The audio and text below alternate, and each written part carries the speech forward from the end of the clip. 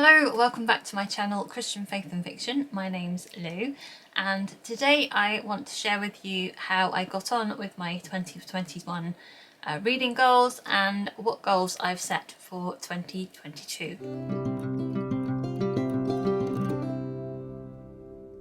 In 2021 I read 71 books, which I think is the most I've read in a year, probably ever. I read, of those, 30 Christian fiction, 10 Christian non-fiction, 15 children's mainstream books, and 16 adult mainstream or clean books.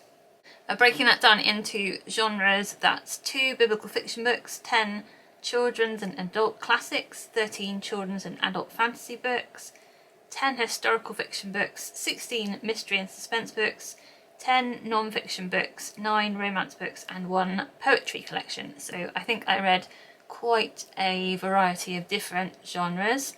I do like to keep switching between genres when I'm reading, and I'm surprised that I read so many mystery and suspense books, but that's probably because I was rereading Agatha Christie, so she counts for quite a few. So my most read authors were Agatha Christie, C.S. Lewis, and Gillian Bronte Adams. So taking a look back at my 2021 reading goals, did I make them or did I not? First goal was to read more of the books that I own. I did read some of the books that I own, I definitely did. I think I read quite a few other books as well though, so I don't actually keep a track of how many that I read that I owned. Then second goal was buy less new paperback books. I definitely did that. I just tended to buy contemporary romance in paperback because I know my mum reads those, other people might read them, and then all the other like historical or mystery or fantasy books I tried to get in audiobook, if not ebook. 3, listen to more audiobooks. I definitely did that, and part of that is because Audible brought out Audible Plus catalogue, which means I've got some like free books I can read through, so I started reading through quite a few kids books that are on there. There's quite a few on there. I think there are a couple of Christian fiction, but not so many of those. Number 4 was finish some series.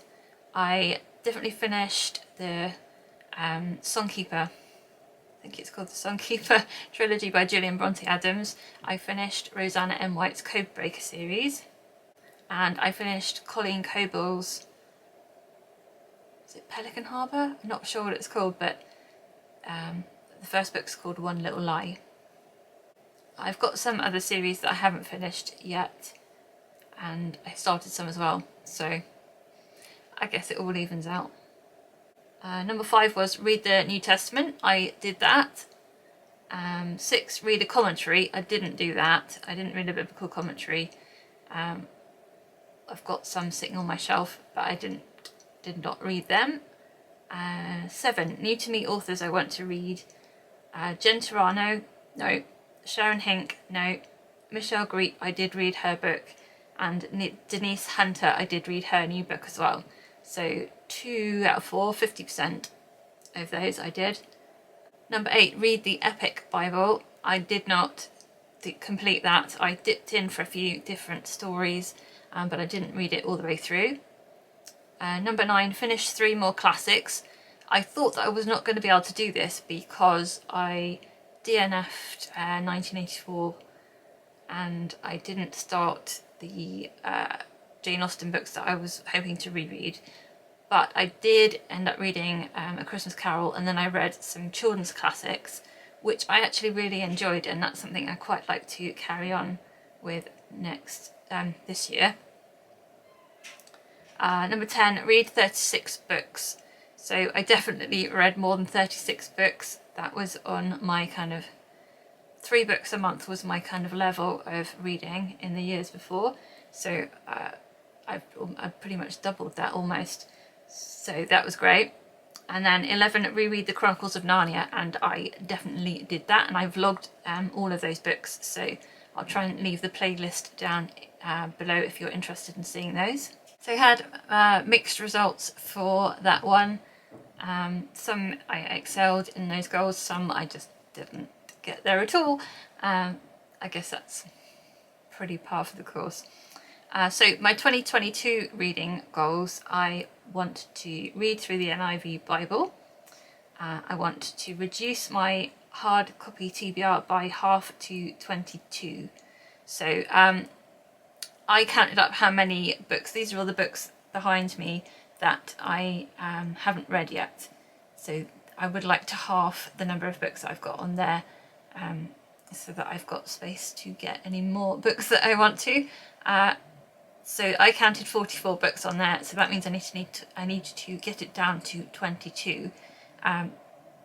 Technically reading 22 books, which fits in with 2022, but I know that I'm probably going to buy a few books as well, which means I need to read more books to keep it down to 22.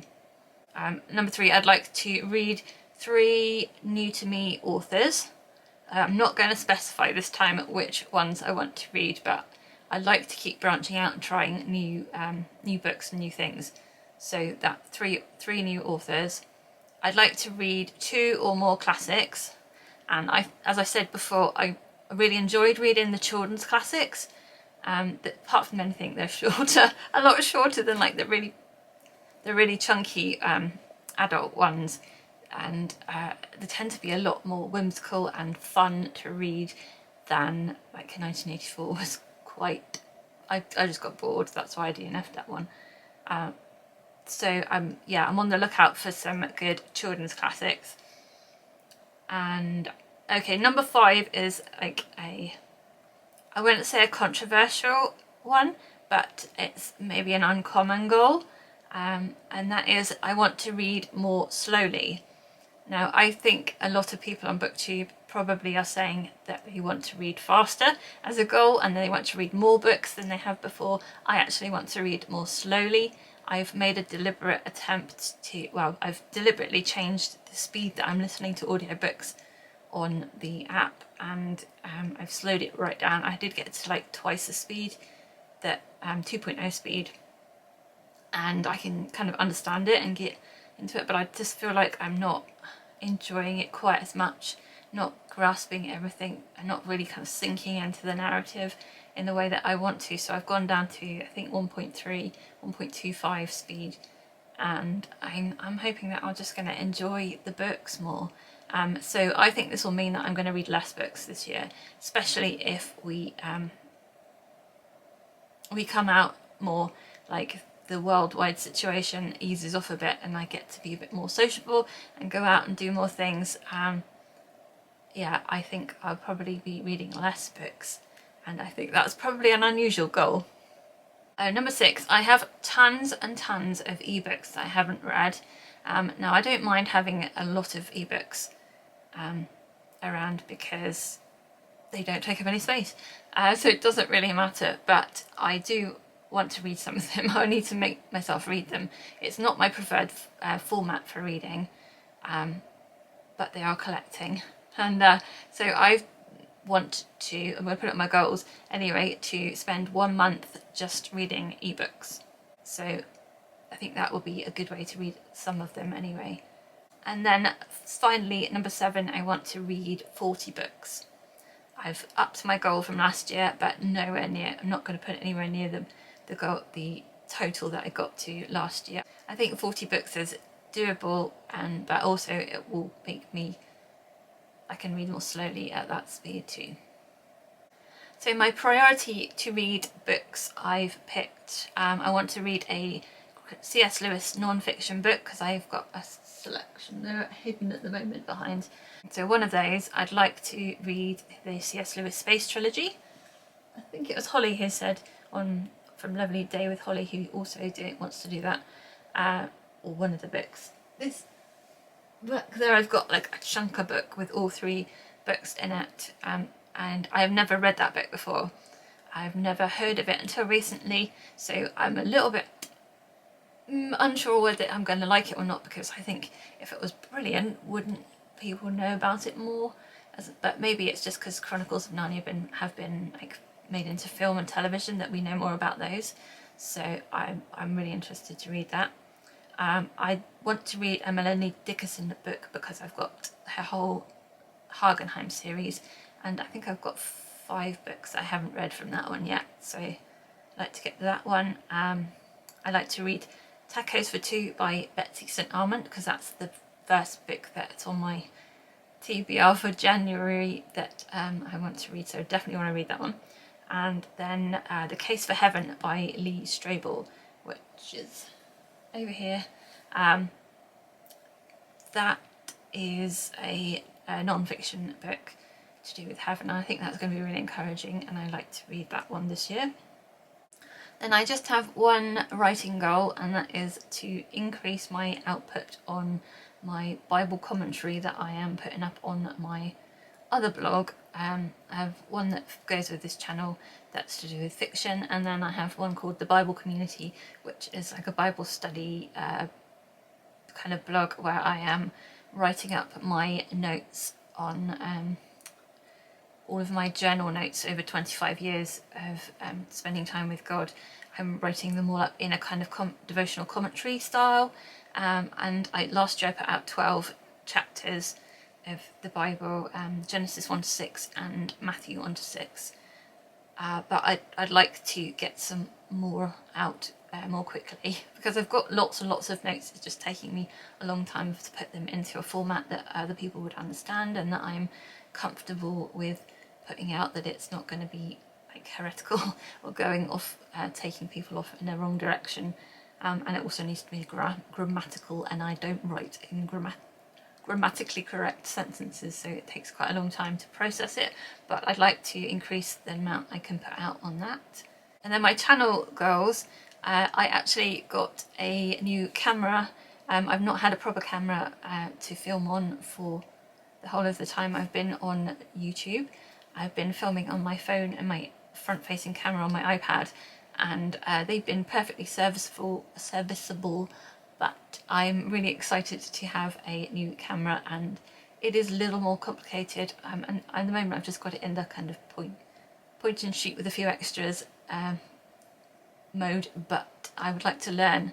That's my first goal, is to learn how to use the camera, and hopefully we're not getting too many teething problems with the focusing and with the volume and everything. But yes, I'm quite excited about having that. It's good. It does go to show though that if you're hoping to set up your own channel, you really don't need a camera. You can just use your phone. You can just use what you've got to hand. And I would actually advise you when you're starting out to do that, and not to invest a lot of money into it unless you know that you really want to continue. And yeah, you definitely don't need to do that, but I am excited to have one. Second goal for the channel is to continue to make the new releases videos. I know these are always really helpful for people. I enjoy researching them and looking them up. They do take quite a bit of work, but that's fine. I like to see what books are coming up. And then I want to start a new series this year on the channel, making some videos on backlist books, because I am aware that lots of us like to borrow books from the library, we like to buy books used, we like to get cheaper books on sale, and so new releases are not cheap. So I wanted to look at some good Christian fiction books from previous years. I only found the category of Christian fiction at end of 2018, I think. And I started my channel in 2019, so I haven't talked about a lot of books from before. So I have been busy researching award-winning Christian fiction, so looking through all the Christian fiction award lists and putting them together into genres. So I'm hoping to make some different videos based on different genres of fiction that have won awards in the past. So that's the end of today's video. Next week I will be sharing with you my top 10 Christian fiction reads of the last year. So that would be a fantastic one. And I hope that you are having a great reading week, great start to the year. Let me know down in the comments if you set any goals for this year? Are you trying to read more books? Are you trying to read less books? Are you trying to read faster? Are you trying to read slower? Any of those things, let me know down in the comments. And until next time, have a great reading week. God bless. Bye.